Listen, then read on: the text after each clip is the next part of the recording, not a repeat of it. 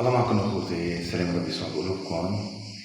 اليوم بدي أوجه رسالة وصلاة لكل اللي كانوا لضحايا المرفأ، لضحايا انفجار 4 آب.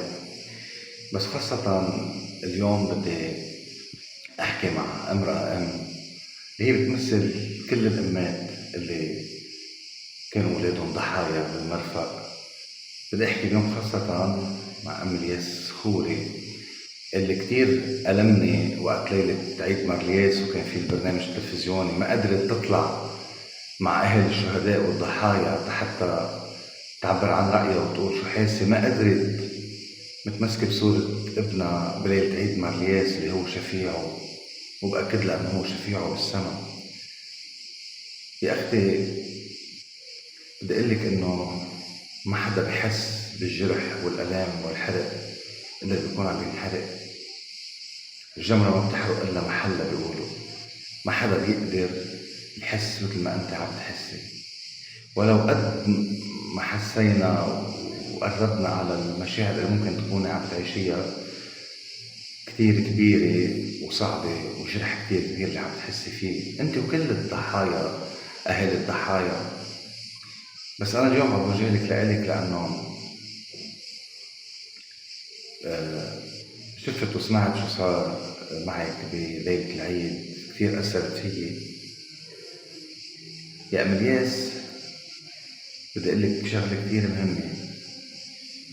حسب إيماني وإيمان كنيستي والتعليم المسيحي، أنت رح ترجعي تتلاقي بابنك بلقاء بعد غياب.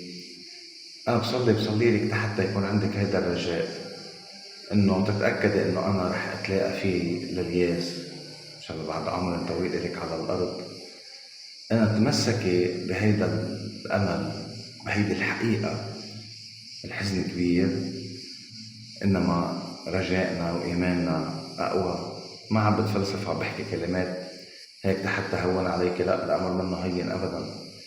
بس عم بحكي إنه نشكر الله في لقاء نحن كنيسة أحياء رح تتلاقي فيه. صلي له، وكل ما تصلي له يا أم الياس قولي له إلى اللقاء يا ابني رح شوفك. وصلي، هو أكيد رح يجي يشوفك، وأكيد أنت عم تحلم فيه وعم تشوفيه، وإن شاء الله بيقول لك قديش هو بمحل أفضل يسمح له الله إنه يزورك، ويقول لك قديش هو بمحل أفضل إنه ما يتلاقى فيك، حيث لا آلام ولا أوجاع ولا هموم ولا جوع ولا عطش.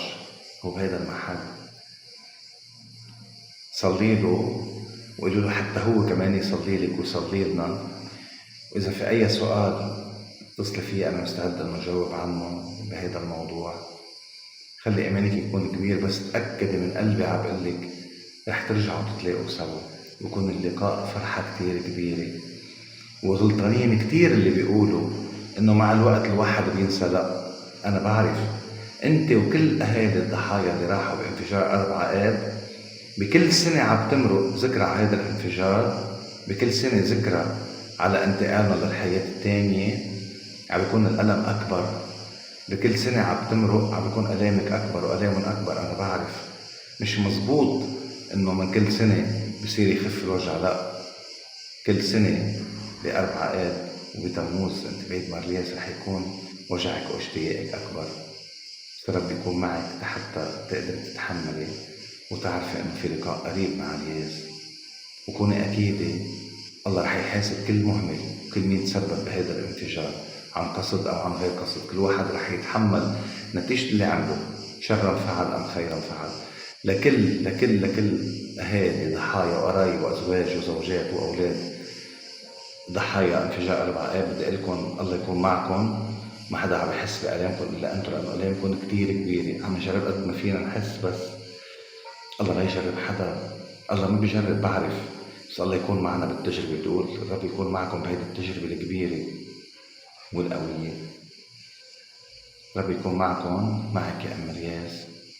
أنا سامحوني إنه وجهت هيدي الرسالة بس لألا، بس هي موجهة لإلكم كلكم، بس لأنه أنا عندي شي خاص تجاه هاي العائلة، مشان هيك عم بوجه لها الرسالة. بس طبعا قلبي معكم جميعا. كونوا أقوياء، اللقاء رح يكون قريب مع أحبائكم. الله يرحمهم والمسيح قام.